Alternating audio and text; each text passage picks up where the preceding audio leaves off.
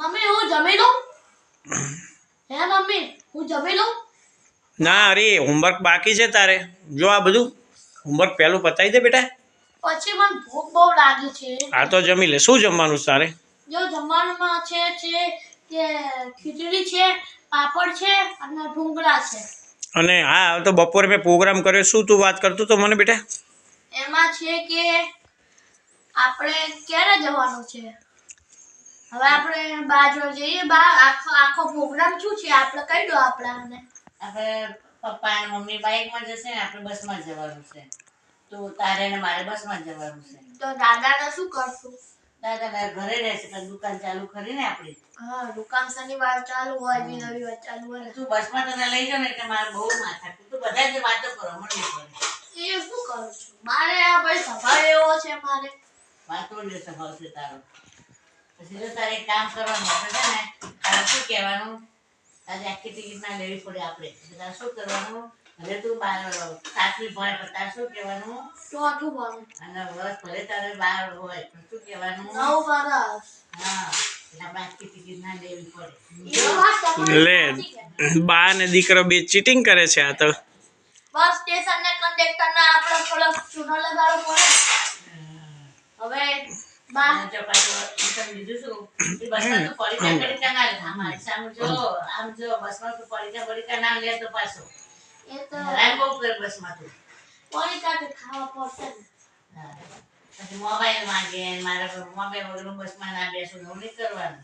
દાદા હોય તો મારે મોબાઈલ ની બહુ ચિંતા નહીં. તમે મોબાઈલ જોઈ શકો છો. તું ત્યાં તું અમદાવાદ ખરીદી કરવા જઈશ તો તારે રજા પડશે તો પનિશમેન્ટ નહીં થાય તને?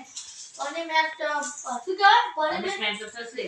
એ તો પછી જે સજા થશે આપણી એ તો આપણે ટીચરને ચિઠ્ઠી આપી કહી દેવાની ટીચર હું આ કપડાં લેવા જાઉં છું નગરનું એટલે મારે રજા આપશો તમે?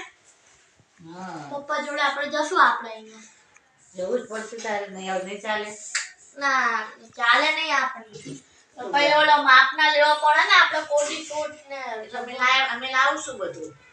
પછી માપ કઈ આપણે ટૂંકો પડે તો ખબર નહીં ને આપણને. પછી એ તમને ખબર અમે તારી હતા દોરીથી તારું માપ લઈ લેશું. એ તો દરજી લઈ શકે. આ તમે ના લઈ શકો. તું ઘરે રેન્ટ પર તાર શું કામ છે? દાદા ઘેર રહેવાના જ છે. મને કોઈના વગર એકલું ના ગમે. હે મને કોઈના વગર એકલું ના ગમે. રમવા જજે તને પડીકાના પૈસા આપી લઈ લેજો. એમ તો તમે તો બસમાં બી મને આપી શકો પડીકાના પૈસા.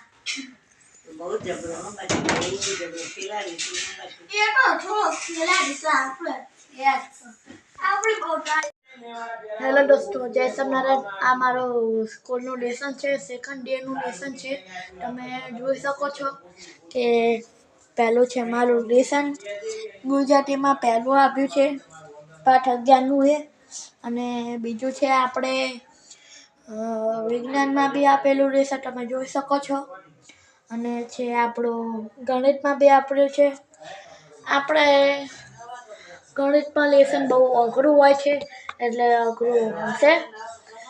અહીંયા ગણિતમાં આ બધા હોમવર્ક બહુ લાંબા અને મોટા છે અને પટે નહીં આપણને એટલે બહુ મોડું બી કરશે. અત્યારે હું 7 કે 8 વાગે લેસન કરવા બેહું. પછી 11-12 વાગે ઉઠીશું. બહુ લાંબુ લેસન છે આપણે. હવે આ વિડીયો હું અહીંયા વિડીયો એન્ડ કરું છું. જય સ્વામિનારાયણ.